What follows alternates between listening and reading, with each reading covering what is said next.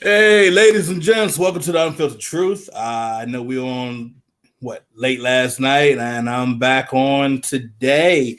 Uh, it's not always just about football. We got UFC, we got boxing. We cover creative young minds.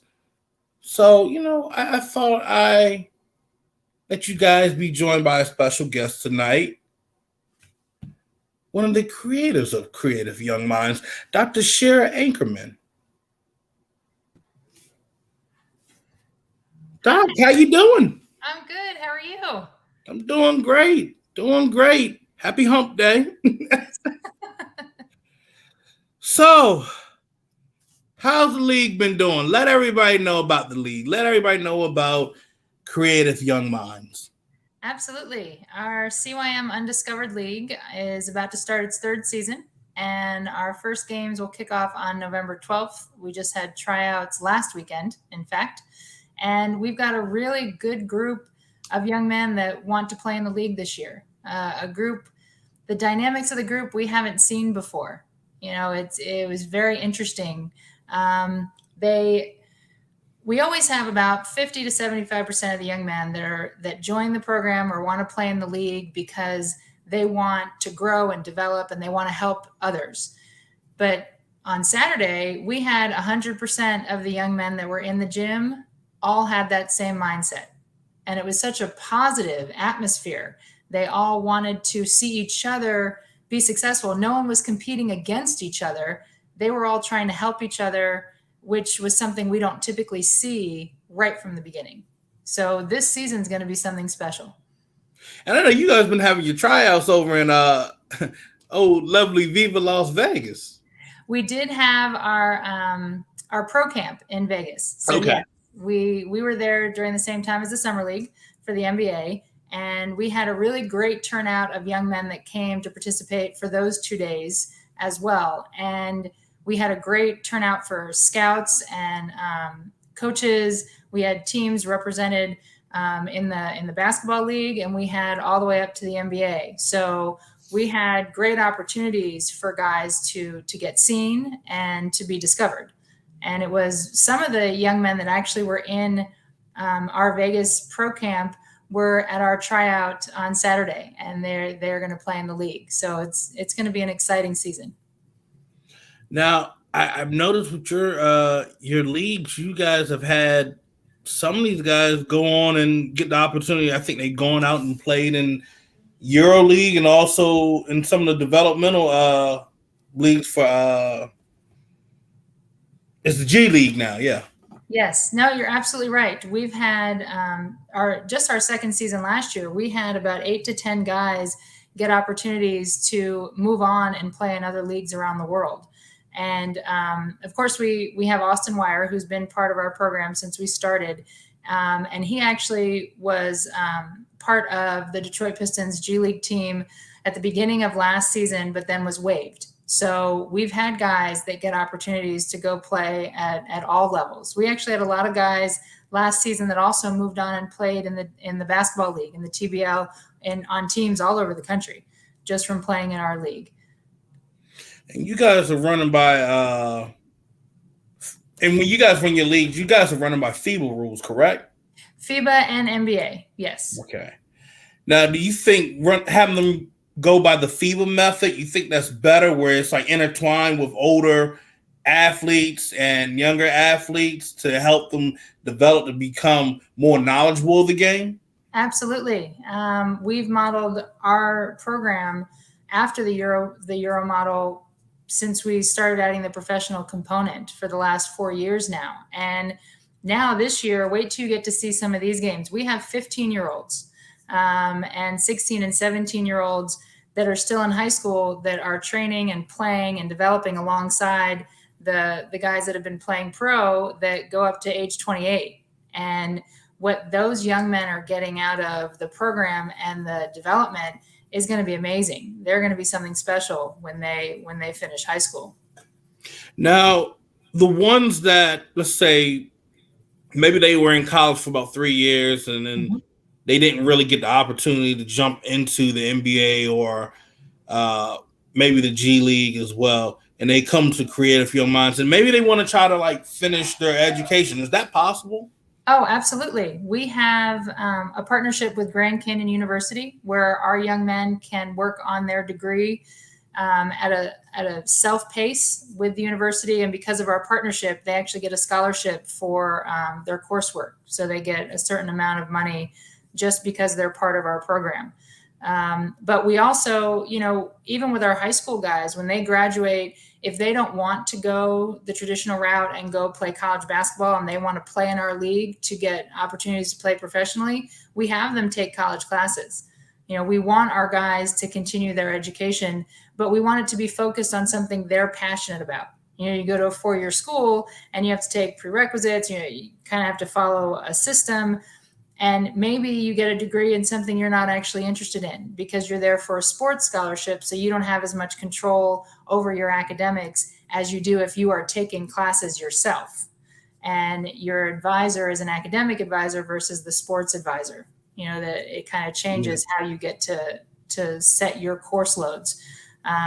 But we have, we still have our prep team. So the younger guys that play the junior colleges to try and earn college scholarships. The guys that are in high school. And then we have our professional basketball league, the CYM Undiscovered League, where we put everybody together and they train and develop. And we've got guys that have played professional overseas, or they've played in the TBL, or they've played even in the G League, and they're looking for more opportunities. And then we have guys that have never played at that level, and that's why it's the Undiscovered League. So that guys really can get discovered and get contracts to play around the world or to play professional at a higher level here in the United States. Now, with Undiscovered, have you guys looked to, branch out into different states? I know you guys are located in Texas. Now, have you guys looked to branch out like off the East Coast? I know there's a lot of guys that I've known back in the day where they probably had one little hiccup and gotten them in trouble, or maybe they just didn't have the funds or opportunity to be able to play in college. Right.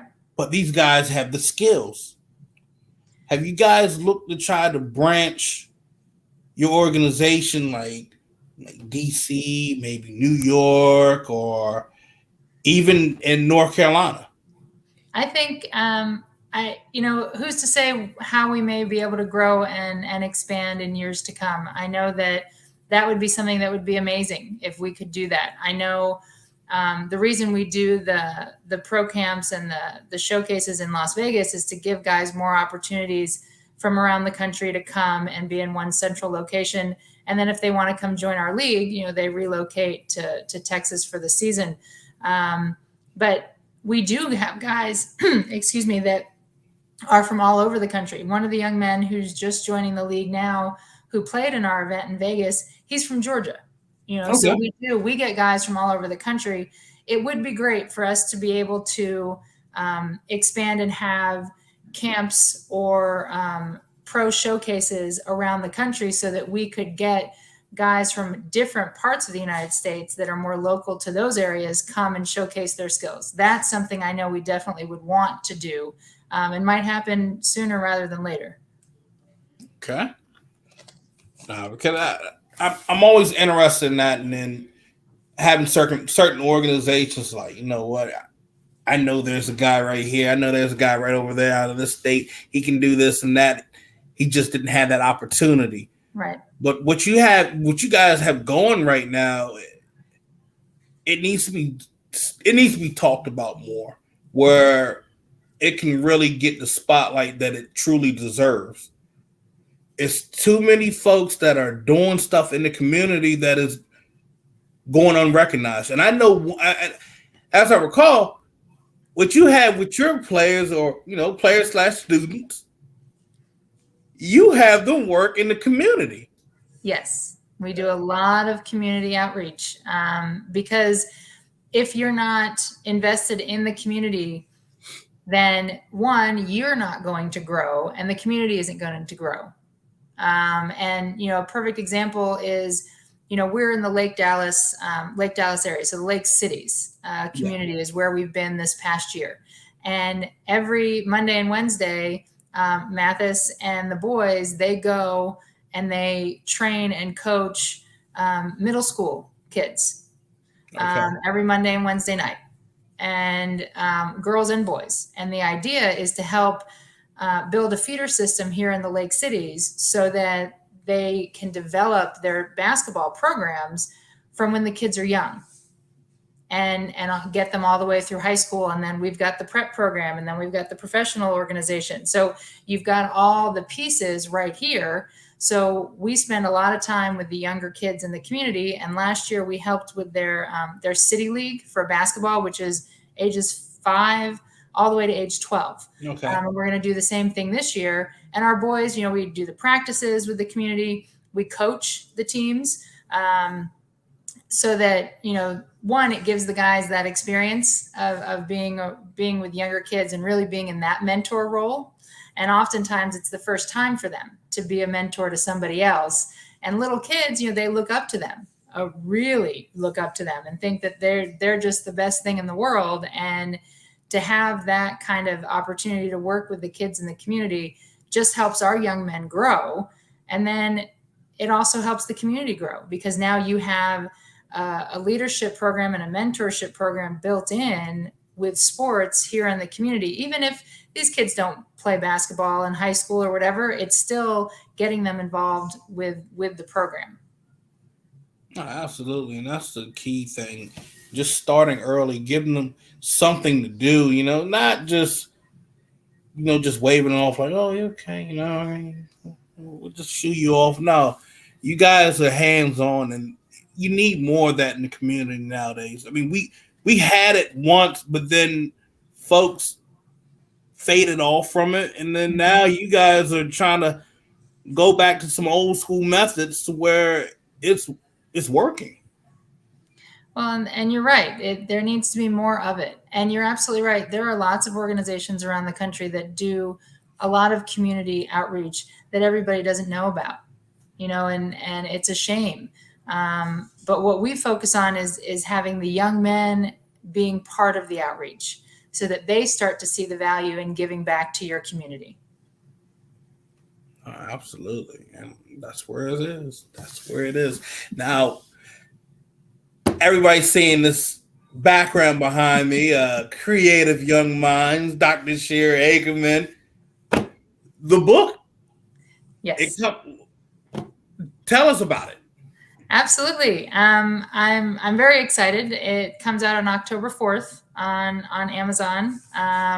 The book is, we titled it after our program, Creating Young Minds. And the whole purpose of the book is to give families and educators and parents the tools to work successfully and positively with their youth and athletes, and outside of the classroom, because we know in the school environment, I was an educator for over 20 years, you have to fit into a box in the school system in order to be successful, right? And that means you have to have, the good grades, and you have to get along with the administration. And if you play sports, well, then you have to be successful at sports. And there's all these things you have to fit into, and it doesn't allow for any individuality. It's more of a group idea that if everyone is taught what benefits the group, it's not about the individual as much in the schools. And so the focus of the book is to help our youth and our athletes be individuals outside of the school environment, so that we really can help them follow their dreams and follow their goals and learn how to interact with them positively, so that they can grow and develop and understand that they have a support system that is going to help them build whatever it is that they're interested in, because one of the things as I was writing the book, and I included it in there, is you think of an infant and a toddler, right? Everyone's so excited about everything that they do and what makes them unique and what makes them an individual and all the things that they learn and they experience and their excitement.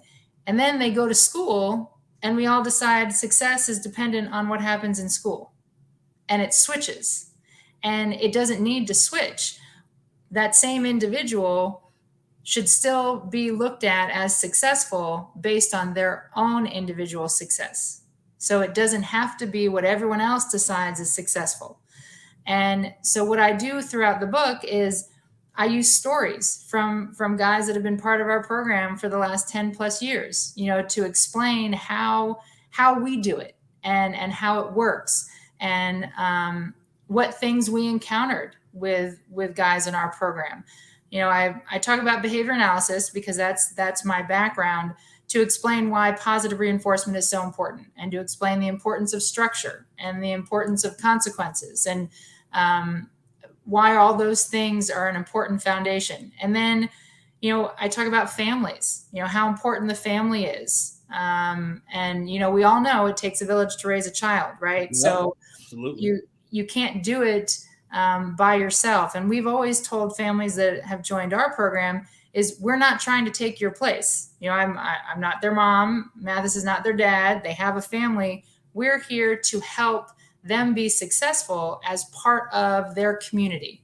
So it's not a competition. It's not a control thing. It's not our way or your way. It's whatever the individual needs to be successful. We're all trying to help them accomplish the same thing.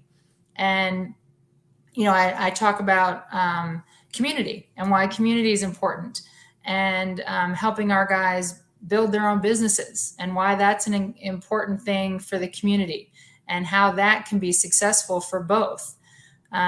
Also talk a lot about the health of our youth and athletes, and not just their physical health, right? So their emotional health and their mental health, and why it's so important to build those trusting relationships. And you don't have to be a teacher, a coach,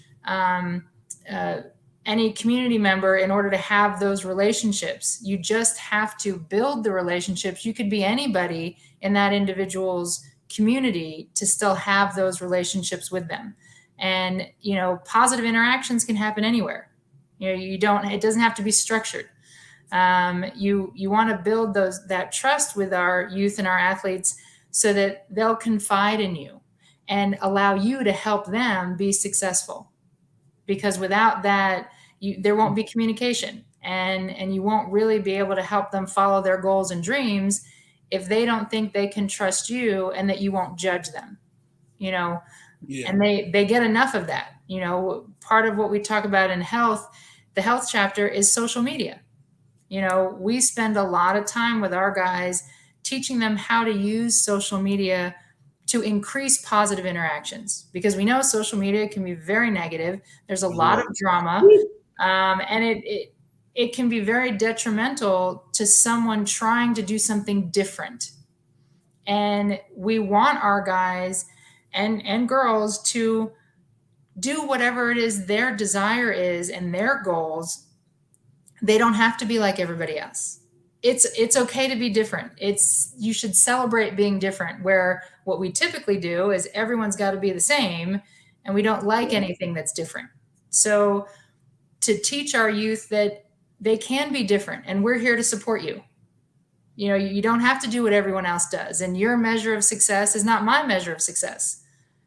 But whatever it is to you, I want to help you reach that. And, there's every chapter, we've got stories upon stories of all the young men that have gone through the program. And some of them, they all went off to college, but not everybody finished. And that's okay. They have a family, they coach in their community, or they mentor people in their community. That's success. It's not about that they didn't get their bachelor's degree and they didn't go on and get a corporate job. That wasn't their goal. That wasn't their undiscovered talent. That wasn't what they were meant to do. So their level of success is for them, and we should celebrate it and not judge and put everybody in these boxes. No, I wholeheartedly agree. And you talk about some of these guys that went to college and weren't able to finish. I'm in that category. Like, I took a whole hiatus. Now I went back and finished up the rest of what I have. I'm have all my transcripts together now, and it looks like I'm actually be having my bachelor's degree now. That's great. Congratulations. Thank you. And I get it. Like, hey, it's not for everybody at that certain time and point in your life, but like you said, it's not your undiscovered talent. Right. But you said one thing dealing with health, and Mm-hmm. especially mental health, and that's been the major thing since especially just dealing with the pandemic and then trying to come back into normal life, and then it, it's difficult. You see it with a lot of these students, and you say Mm-hmm. that having these guys work in the community to try to uplift them. Why is it so difficult to get everybody else on board with that? Well, a lot of that comes back to the group mentality. Everybody should be doing X, everybody should be doing Y, and forgetting that there's all these individual needs for everybody. We all are unique and different, right? And one of the chapters is undiscovered, right? And we all have unique gifts. Everybody. Nobody's gift is the same as somebody else's. So if we remember everybody's an individual, then how we interact with them and how we help them and how we treat them should be different.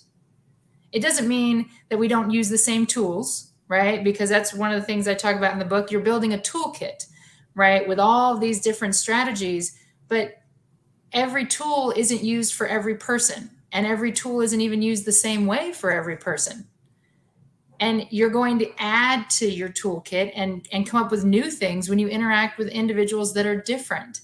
But I think that, in education, the one area in education that seems to have this figured out is special education. And I was a special educator for many years. That is the one area in education where everyone's treated individually. Yeah, And that's it. And it doesn't translate to general ed. And it should, because it's extremely effective to treat someone and teach someone as an individual than it is to treat and teach as a group.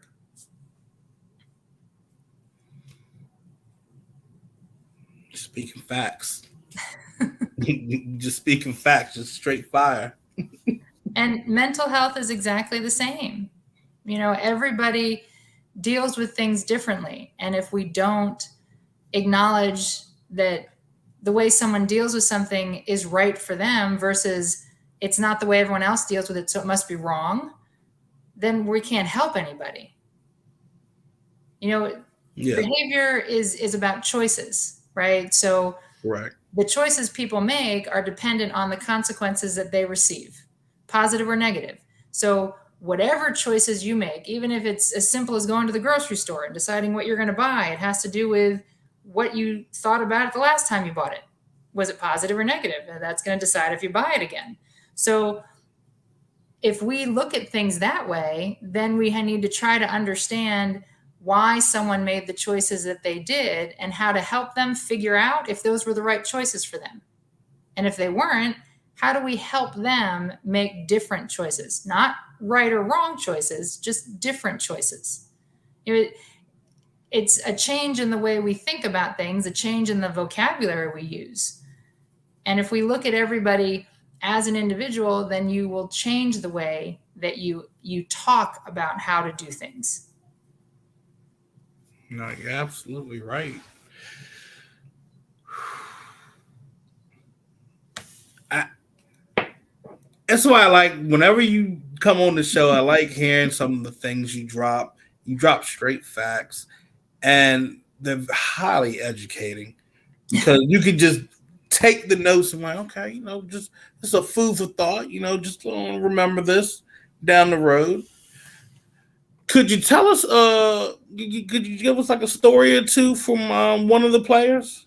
Absolutely. I know that you you watched a little of the games last season. So Yeah. one of the players that and what I did is I asked the guys that were in the book if they, or any of the stories I told, if they wanted their name as their first name or if they wanted a different name, for privacy purposes. And so everyone got to choose.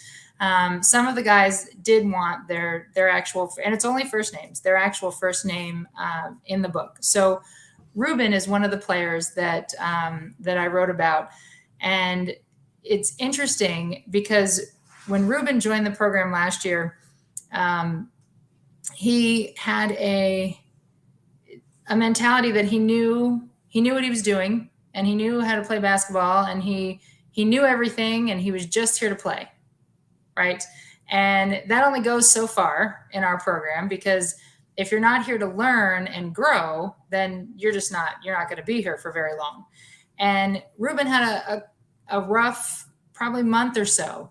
And he didn't understand how he needed to adapt and change. And his teammates, they didn't want to play with him. He's the point guard, right? So that kind of makes it difficult. They didn't want to play with him. He spent a lot of time arguing with everybody and blaming everybody else and not taking ownership and accountability for himself.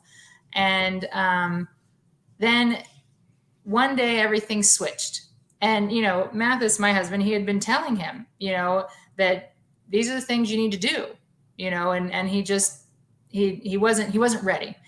And what changed for Reuben is he had a choice to make. Either he adapts and figures out how to learn in what we're doing, or he wasn't going to be in the program for much longer, and he knew it.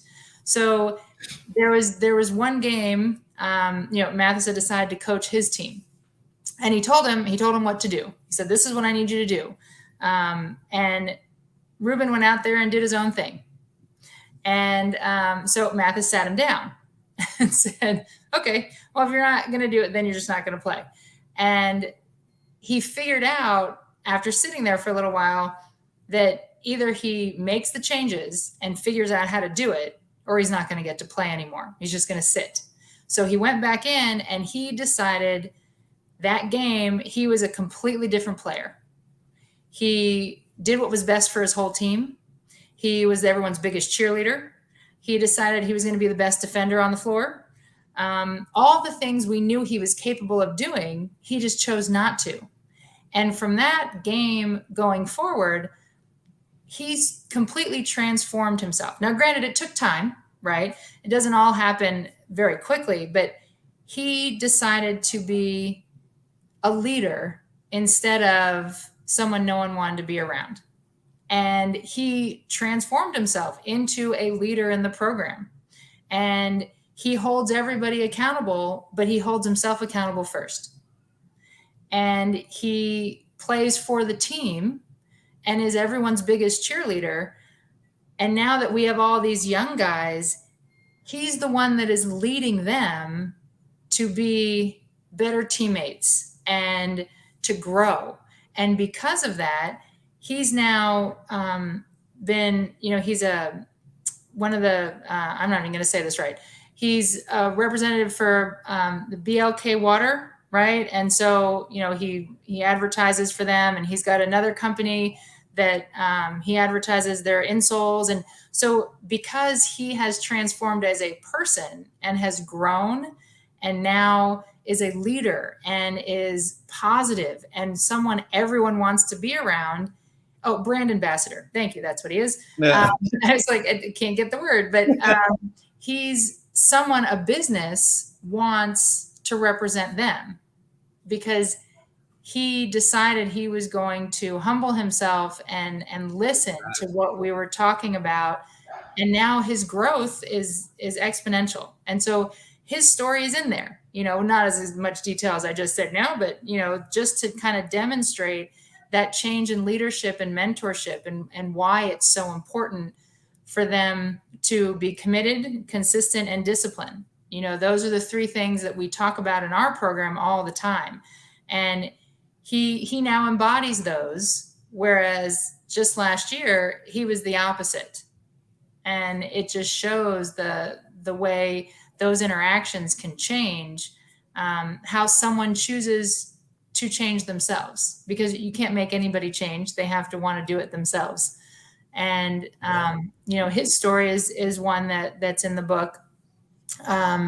Austin Wire, who has been part of our program since we started, the part of his story that I told was how he overcame all the challenges and obstacles that he faced throughout his basketball career when he went off to play Division I basketball. And then when he returned to us, how it reignited his passion for basketball and his drive to play professional. And that transformation for him, when he was 16, he was not a leader. He wasn't a follower. He wasn't the one that was going to hold people accountable and to lead and to teach and to guide.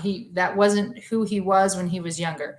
But in the last couple of years, that's who he's transformed into, and he now is one of our biggest parts of our outreach in the community. He works with the kids and he has a great time doing it, and they look up to him. And the younger guys that come into the program, he leads them, because now he's more of a vocal part of the program that he wasn't before. And that's just showing how his growth and development changed over time through everything he went through, but having the program as his foundation. Reubens Story.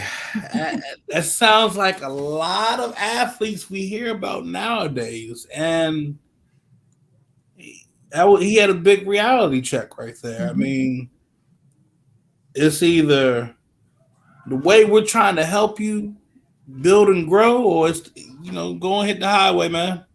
Yeah.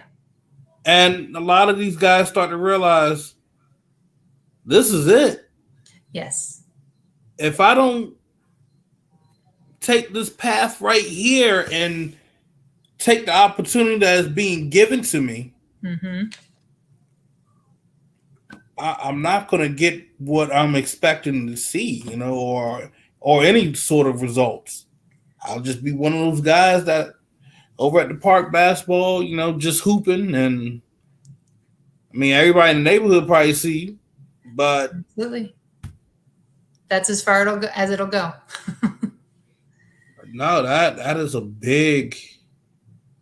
that's the definition of reality check slapped you in the face.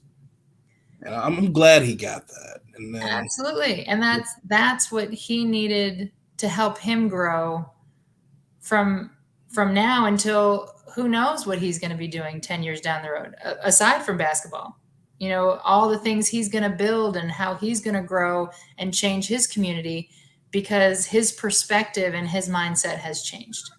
He might coach and might end up running into a kid just like how he was. And he's just going to sit back and like, damn, have a laugh and just be like, you know what? Let me do this the right way. Let me try to really help him, because he probably get there at first, be like, nah, I can't help this kid. And then it's going to hit him.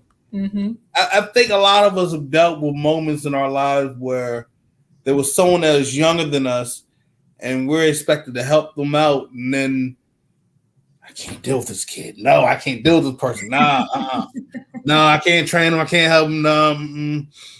Then all of a sudden it clicks, probably about maybe could be the next day, could be that week.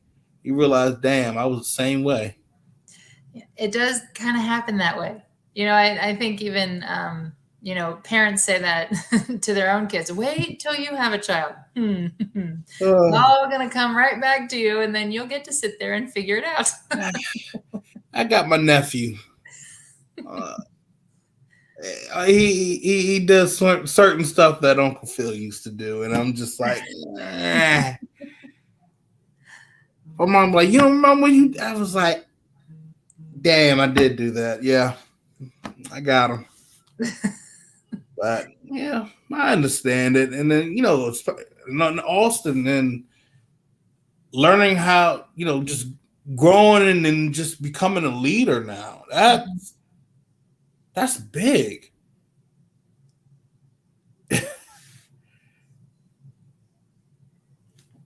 whenever you come on the show or whenever you guys send me stuff and I see these positive, uplifting news, this always puts a smile on my face.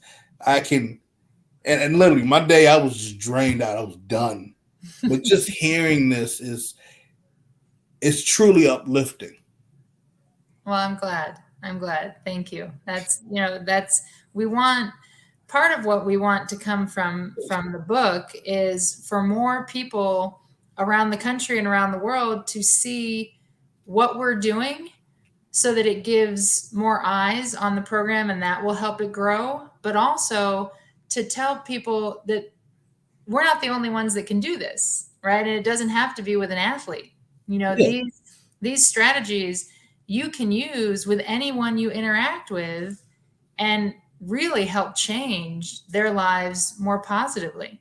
And it's not supposed to be a secret. It doesn't have to be just for us. We want everyone to grow and learn from us putting this together and my writing of the book. And then, nowadays, I think we deal with a lot of division. Well, it's a lot of divide. Excuse me, a lot of divide in this country, yes. Where something like this in this book and what you already explained, people should be reading this. People should be really just taking a nosedive in some of the chapters and be like, okay, if we want the youth to be able to work with us, where we can help them, they can get on the same page as us. Let's use that. It's a game plan. There's always game plans lined up for folks to use, but it's never being taken advantage of. Right. And because literally, I'll say a prime example over here in the PG County area. If you're, I think, under 17? No. Yeah, under 17. Yeah, you're on curfew. 17 and under. They got them on curfew at 7 p.m. 7 p.m.? Yes. Practices aren't even done by 7 p.m. Games aren't done. You better be in a high school uniform showing that you're playing basketball, football. If you're not, or if you're not working, then you should be home. Yeah. But are the parents even home at that hour? Supposed to. Okay. I guess if they don't want to get fined with their child being out acting a fool, nobody wants to look that $250 fine. It starts bubbling up. Yeah.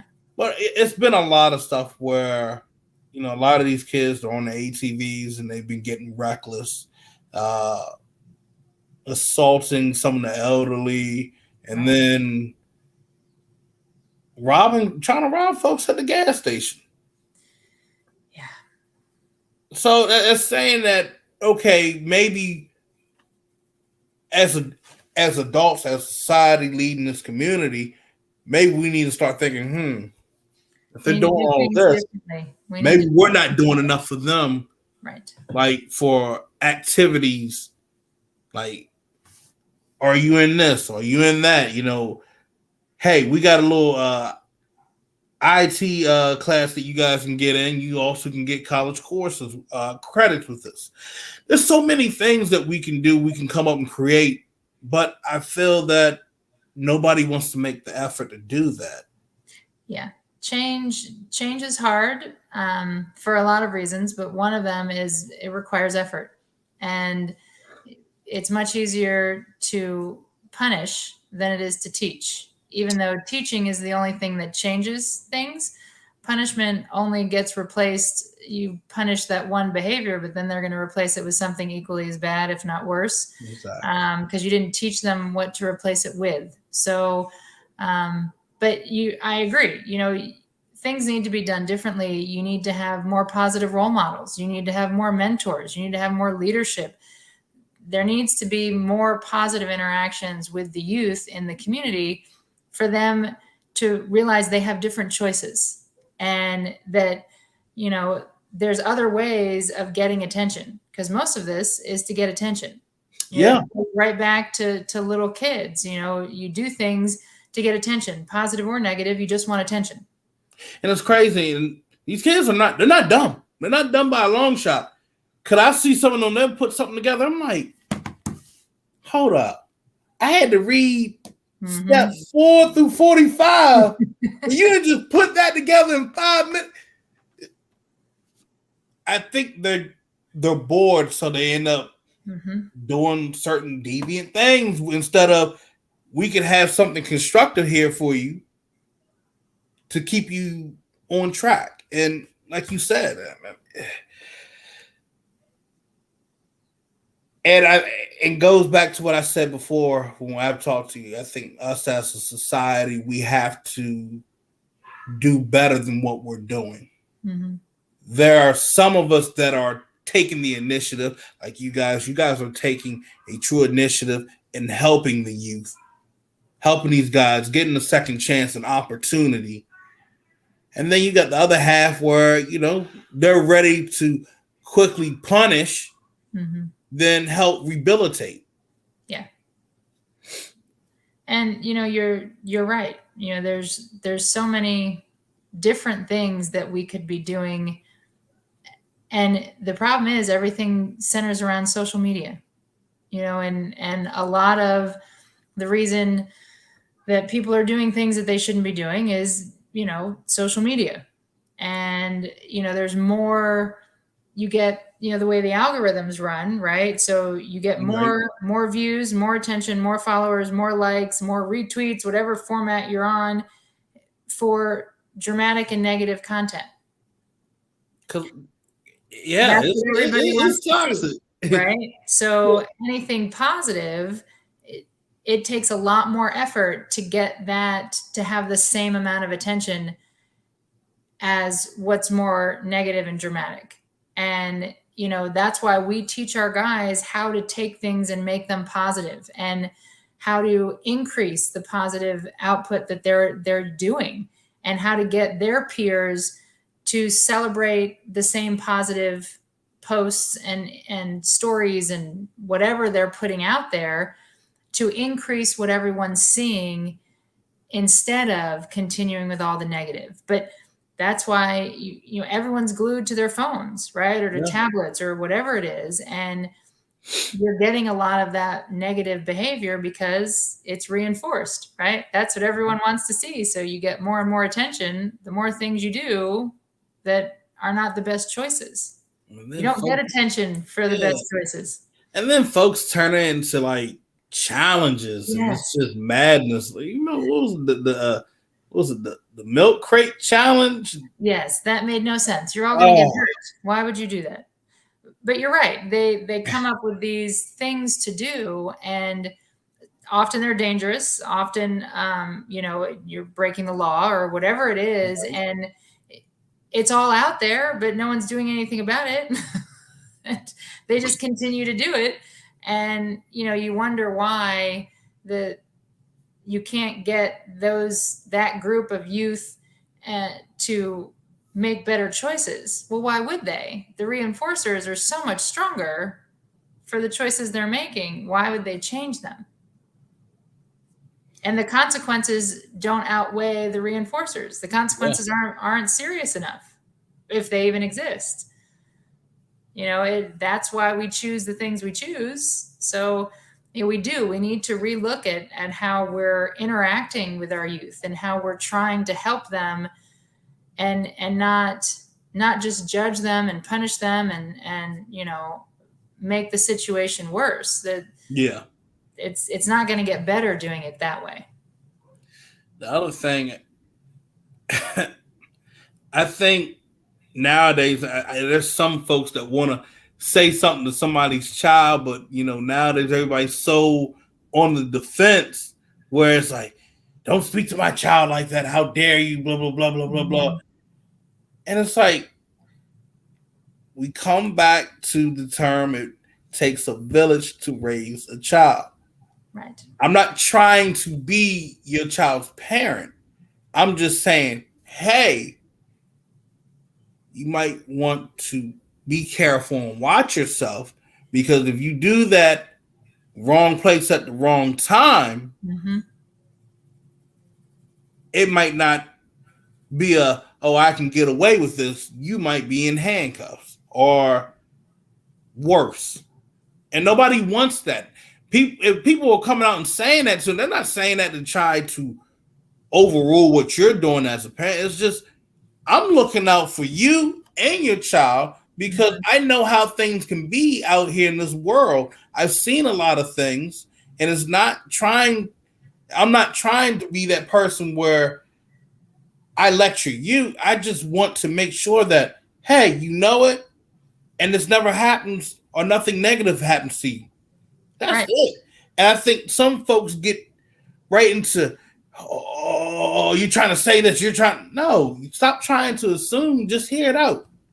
No, you're absolutely right. It used to be that, in certain neighborhoods, right, whether you were a kid or, a teenager, you knew everybody knew everybody. And so if you were doing something you weren't supposed to do, someone was going to see you and let you know, or let your family know, because that was how the community operated.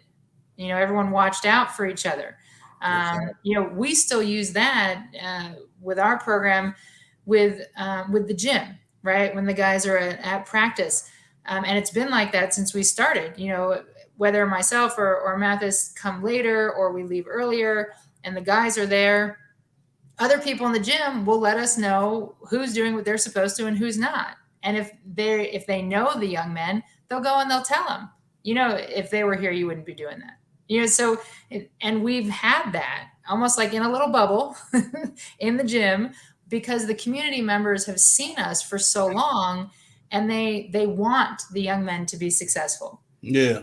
And why can't that carry over to our communities and families and kids, and we do a lot of that with our families. And we have I wrote a lot of stories in the book about it, where not every family interaction was positive, because it won't be. I mean, I'm not going to say everything was great, because that's not factual, but everyone's purpose was helping the young man be successful. So even if we didn't see eye to eye and it wasn't the best relationship, the focus was on the young man.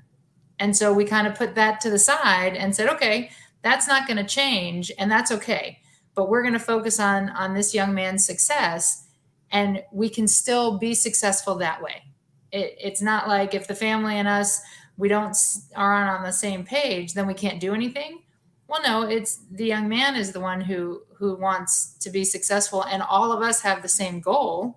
So we can still help the young man, even if we're not always in agreement, because it's not about us. Yeah. No, you're definitely right. So I'm looking at the comment section. My friend Corey Turner, he says, "How you doing, fam? Shout out from Youngstown, Ohio. Raider Q, thank you for bringing attention to the league and program that you guys are running." Gilbert Batista, he says, "This is great knowledge." He also enjoys Reubens' story, change your mindset. And he also wants to know where you can get the book. Gilbert, you can get the book. It's going to be on Amazon October the 4th. Yes.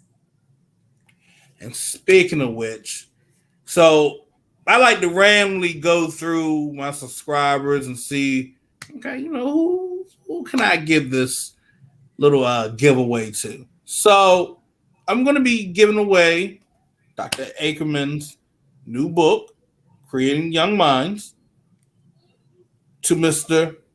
Raider Q. And I found out today is your birthday. Happy birthday. What a great birthday present. This is a great gift for you, bud. So we will be giving you, we'll get the details and information, and we'll be sending it to you. Absolutely. As soon as the book comes out, we will send him a copy. A late birthday present, but it was awarded on your birthday, so it still counts. Awesome. Dr. Ackerman, I appreciate you being on tonight. Can can you tell folks where they can find you on? If you do, I know you are interactive on social media with Creative Young Minds. You guys have the Twitter page, and then you also have the IG, Instagram page, and then also LinkedIn. Yes. And so they can follow any of the Creating Young Minds pages. Most of them are CYM basketball or CYM b-ball. And then on LinkedIn, I'm on LinkedIn, Dr. Shira Ackerman. And then, of course, the business is on LinkedIn, Creating Young Minds as well. They can also find a bunch of information on our website, creatingyoungminds.org. And the link for the book on Amazon will be on our website, but then I will also be sharing that on all of our social media platforms as well. And I'll, as soon as I have the link for October 4th, I will send it to you as well so that we can share it with everybody. Awesome. And I heard on the website, you guys I saw during the year, you guys were getting the store going together. Yes, we have our stuff at the Enchanted Shops here in Lake Dallas. And so we're selling all of our CYM Undiscovered League gear, our basketballs, and water bottles. And the book will also be sold there as well. So people could come get a physical copy instead of ordering it online. And yeah, that's what, we've been trying to get our stuff out into the community, and the shop is great. And we do a lot of stuff with them as well. Excellent. Well, ladies and gentlemen, I appreciate you guys joining us tonight. You guys take care. Also, remember, you can follow those links. She's going to be giving it to me. And, if you want to ask me where you can find it, just double check, make sure, hit me up in my DM, Phil Jones NFL. And if you missed part of the show, you guys can always go back on YouTube, rewatch it. So, other than that, you guys take care. God bless and enjoy the rest of your evening.